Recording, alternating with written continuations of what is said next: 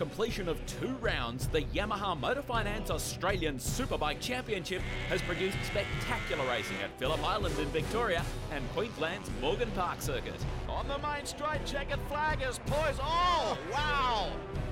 Hook had a massive crack. Herfoss has won it. Oh, look at that. Oh, that is huge. He's had a big off. Down the straight they come, and out of the slipstream moves Braden Elliott. Oh, Van Buren's down. Oh, that's looking like a shoulder injury to me. Bit of congestion. Oh, Chaz. And the all-conquering Kawasaki this weekend celebrates with a mono across the line, and just too good for his rivals here at Morgan Park in Queensland. Today, the championship continues as we head to the Golden West for round 3 at Barbagallo Raceway near Perth. There's wheel-to-wheel action in Superbike and Supersport and highlights of incredible racing in production and Moto 3. There's feature stories on Ben Henry, Michelle Murray and Tom Bramage. Plus, we explain the technical specifications of a Moto 3 bike. Former national champion Steve Martin looks at the safety gear being worn by modern-day riders and road tests the new Suzuki GSXR. On Fox Sports, this is the Yamaha Motor Finance Australian Superbike Championship. Our coverage presented by Yamaha Motor Finance, Yamaha Motor Insurance, Motul and Pirelli.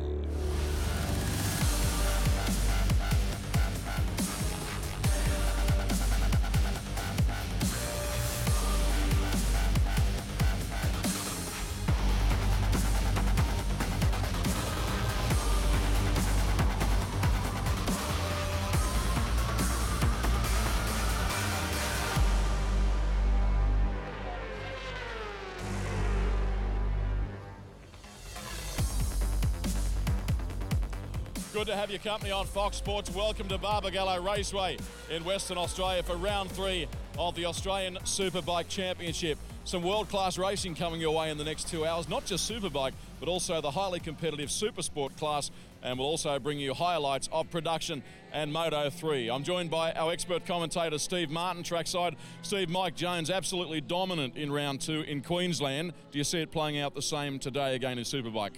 You know what? I think we're going to have a different set of circumstances here today. I think that the Yamaha man, Daniel Falzon's really closed that gap up. It's a lot closer. Ben Henry's come good as well here.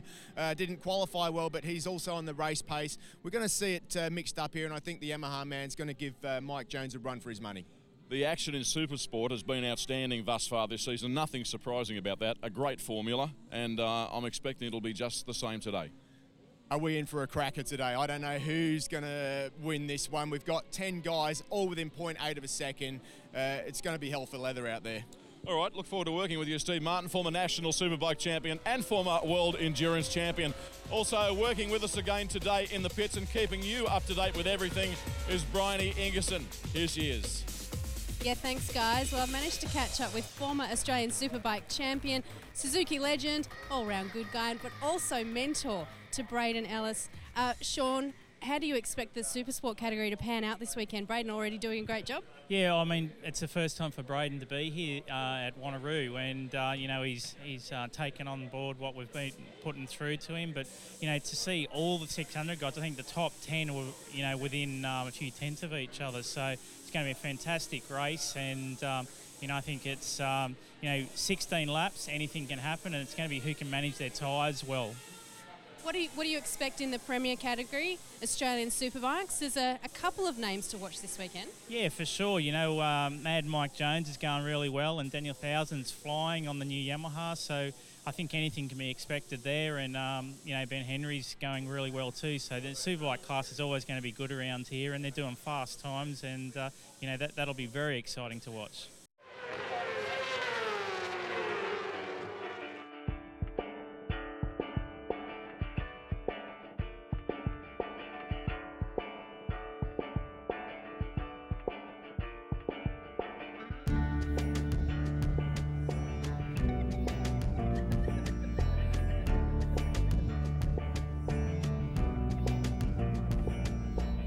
Suzuki have been making the GSXR now for a long time. It was 1985 when I first saw the GSXR in a motorcycle shop. There's been lots of incarnations and different CCs over that time, but the latest and greatest is this one right here. This is the GSXR 1000 K15. This model has been around for a while now, and the fact is that there is something new in the wings coming up in the next couple of years. But nevertheless, I still like this bike because it's raw. It doesn't have traction control, it doesn't have slide control or wheelie control like a lot of the new bikes, and that keeps the price low. It's only $18,500, which is really good value.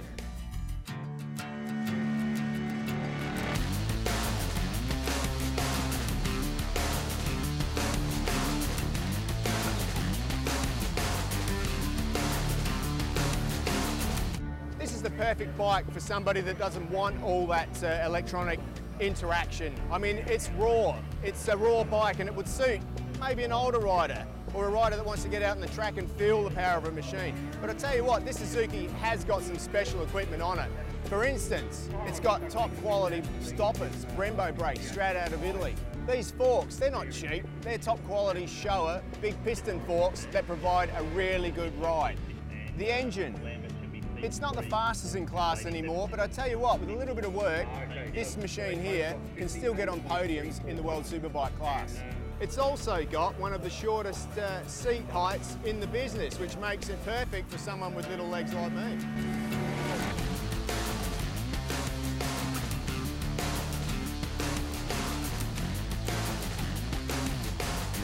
There is one bit of wizardry on the GSXR that I haven't told you about, and that is the fact that it does have 3 maps. Just come and have a look at this.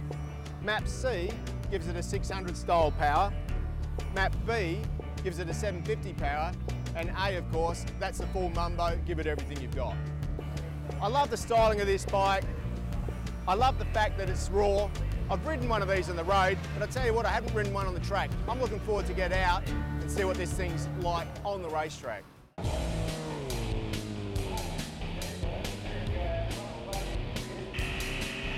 Well, dreams do come true. Here I am on the GSXR 1000 hanging out to the Barbagallo circuit. And I'll tell you what, I really love the way that this thing feels. It feels really natural. It reminds me of when I did actually ride it on the road.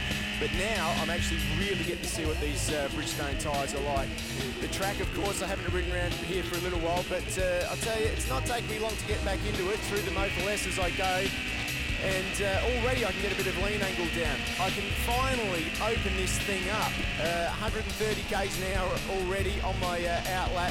And let's just give it a bit of a burst now. Yeah, that's what I'm liking. A little bit of a wheelie power over the hill there. Down into the loop at the bottom now. Knee on the ground through here. Feels good. Nice and easy to warm her up and up the hill. Full bore up and over the hill, blind over the top of the crest here at Barbagallo. It's quite a short track, but I'm already seeing 245, 248 k's an hour, hard into the braking area. And I tell you what, that is the best lap of Wanneroo I've done in a long, long time.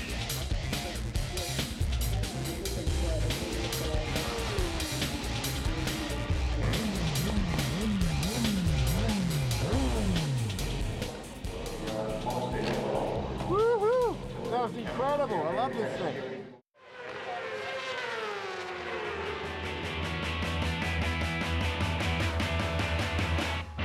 Ben Henry is making a massive contribution to the Australian Superbike Championship by virtue of being a rider himself and operating a race team that also employs current championship tearaway Mike Jones.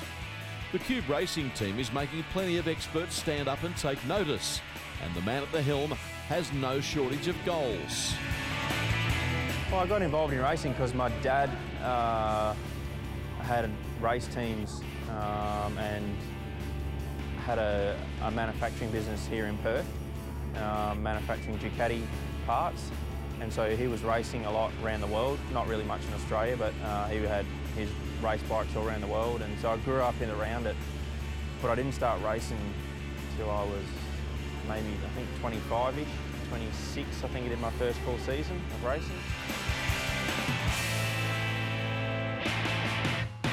Despite wanting to race for many years prior, it took Ben until he was in his mid-20s to take the leap, and his parents were not in favour of the decision.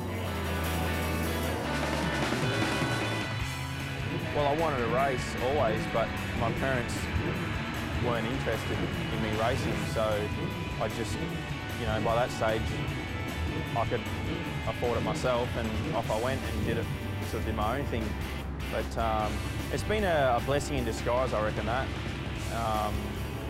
because I didn't have any support from my parents.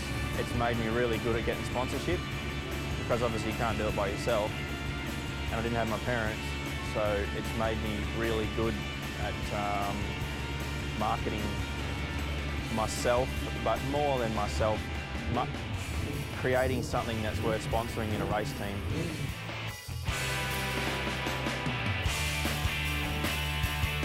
Ben Henry is a highly professional operator who lives and breathes his racing objectives. I don't do anything but my race team. That is it every single day of the week. I don't have a job. My race team's my job. That's it, full time. Ben's first foray into racing was in the Formula Extreme class, and he achieved immediate success in his first year. When I started was Formula Extreme sort of days, and I was racing 600. I only raced 600 for one full season. I did one full season on 600, and I won that Australian Championship.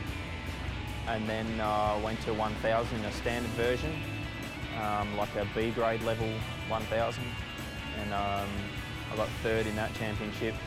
And then I went to Superbike, and I've ridden Superbike ever since.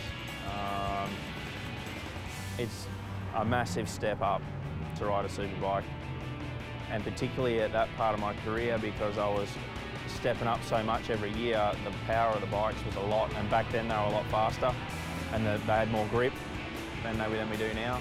So yeah, it was interesting. It was a real steep learning curve.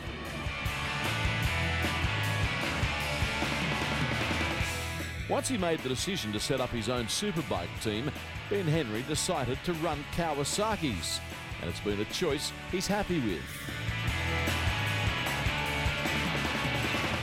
I went to Kawasaki for a few reasons. Basically, I could see the rules were changing to go back to more standard bikes, and the bikes I had were Superbikes, and so they weren't going to be any good. And the cost to go between a Superbike back to a super stock bike, I might as well have been on I had to buy a new bike anyway. So I really wanted to ride a Kawasaki for a team point of view. The reason is they don't have a factory team. And I think there's no real point riding a bike. Like, in my position, like, I want to race the bikes and do good on it, but I want to grow my team more than anything.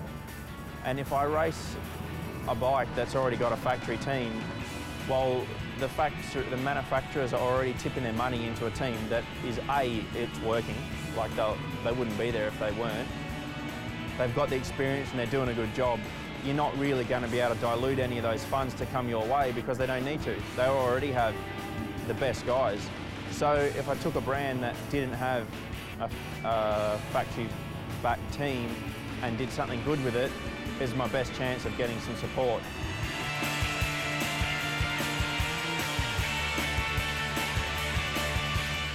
The West Australian, who resides in Queensland, loves what he does, and he reckons he starts every day with a spring in his step. Every day I get up and go to the workshop, and whether I'm building an engine or fixing a bike that one of the young kids has crashed, or I'm doing emails and invoicing and just keeping up with everything and replacing everything that gets used out of the truck and making sure everything's okay, and just maintenance.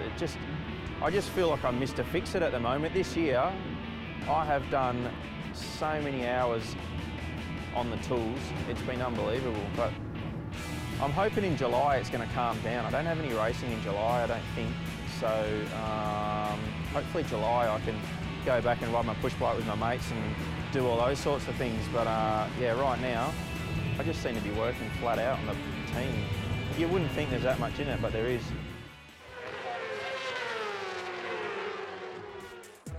So, time to go racing here at Barbagallo Raceway.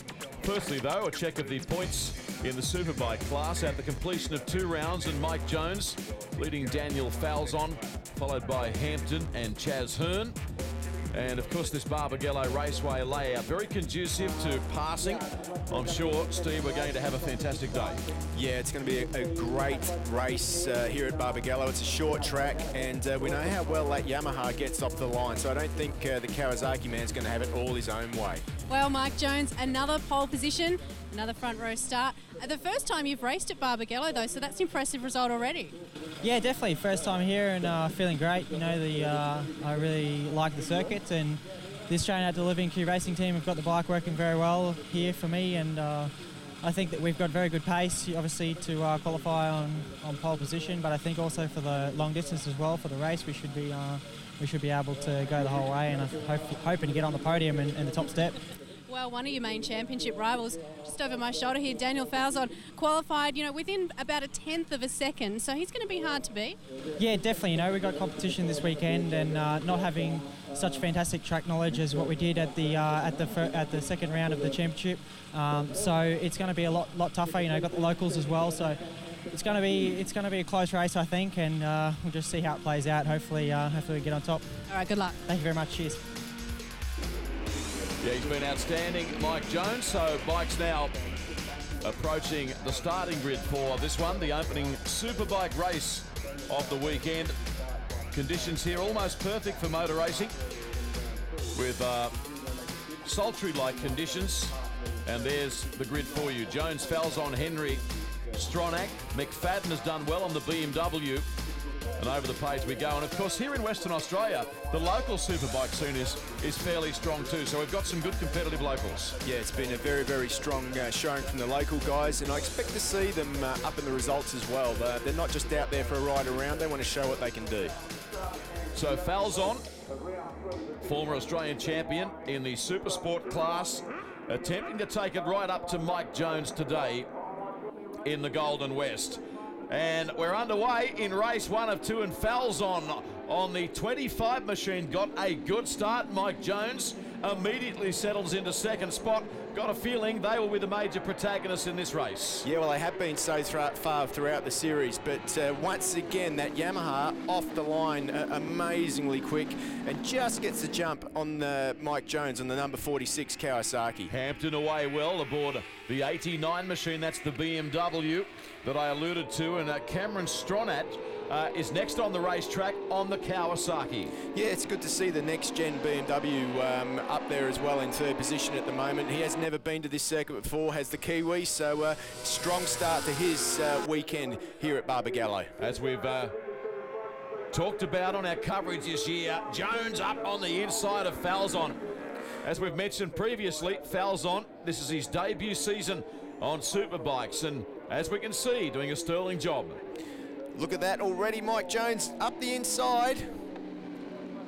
Some attitude from the bikes as they get hard on the anchors, approaching that right-hander. The back wants to come around. Yeah, it certainly does, but Jones is really trying to get through and Falzon, but he couldn't do it there. But he looks very strong into the last turn and into the first turn, and if you're going to be overtaking here at Barbagallo, they're the two places to attempt it. So the Yamaha YZF R1 with Falzon in charge, leading this one during the early stages. A 16-lap race, round 3 of the Australian Superbike Championship, supported by Yamaha Motor Finance. And the South Australian out in front doing a terrific job. Here's Jones now, hard under brakes again. He continually looks up the inside, but the opportunity has not been forthcoming. Back onto pit straight. Yeah, Jones once again gets good drive on that start-finish straight. Looks up the inside. Once again, he can't do it. Falzon closes the line off. Here's a replay of the start for Suzuki. Falzon away quickly, and Jones immediately getting in behind Falzon. A different angle of the race start, and another one again as we go on board. Yeah, that is absolute perfect from the Yamaha man Falzon on the Cat R1. I think, from memory, he's pretty much whole-shot at every race that we've had for the last couple of meetings now, so he's certainly confident off the line. He's been great. Here's Jones Lurking closer, having a look on the inside. This might be the one. No.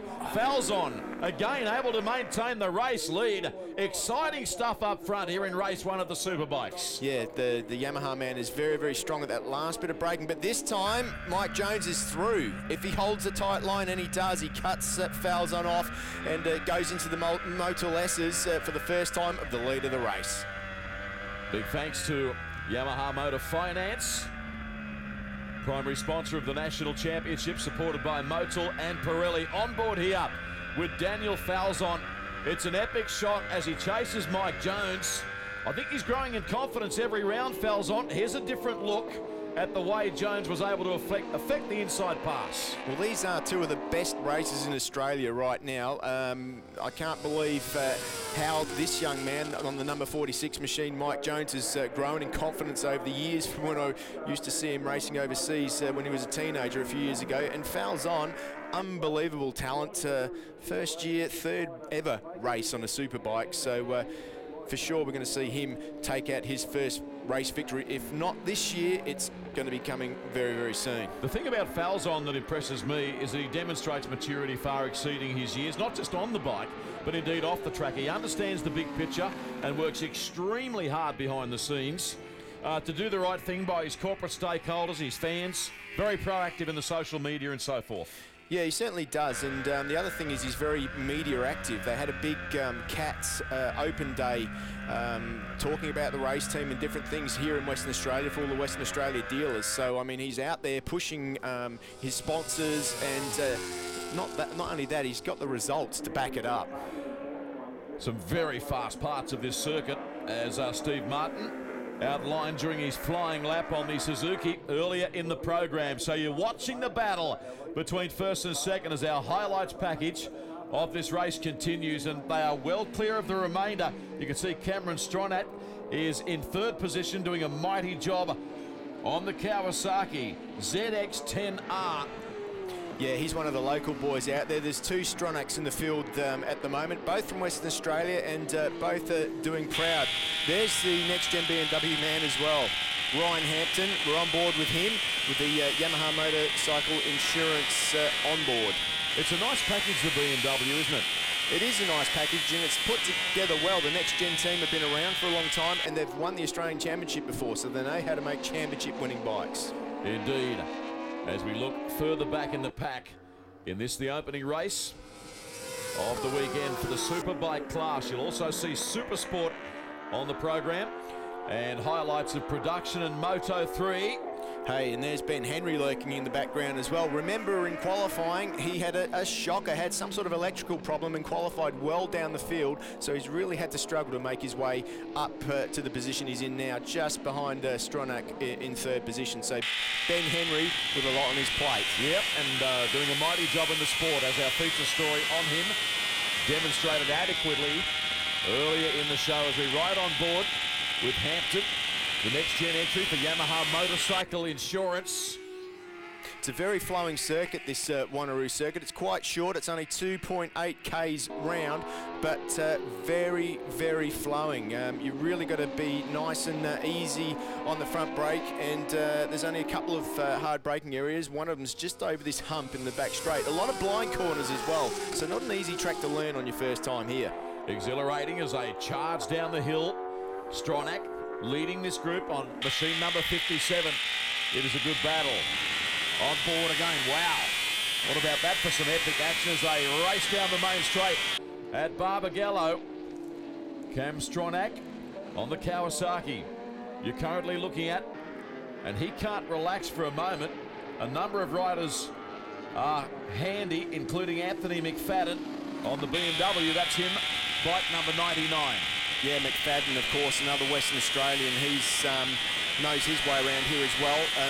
The advantage that these Western Australian guys have got, of course, is that they race here a lot, and they know a lot more what the bike's going to do over a race distance compared to the Kiwi there on the in third position at the moment, fourth position, sorry. He's struggling over a race distance, so he can put that right as the weekend goes on. So that was a good battle. That was the battle for third, fourth, fifth and sixth. We've got two BMWs rather running in the top six at this late stage of the race. Meanwhile, It is back up front we go. Mike Jones, you can see about 10 bike lengths lead over Daniel Falzon. And the South Australian doing well to stick with him. Yeah, it's a lot closer than we've seen it in previous rounds. I mean, obviously, remember that this Yamaha, brand new onto the racing circuit this year. It's a new model. We did a test on it in our Morgan Park show. And I can tell you, after having ridden it, it's a fantastic machine. But it's still very new. It's not as developed as the Kawasaki. So again, we concentrate on this battle for 3rd, 4th, 5th and 6th. Ryan Hampton with some really good mid-corner speed there, and just winds a big BMW up. Look at how blind it is over this crest. It's quite intimidating.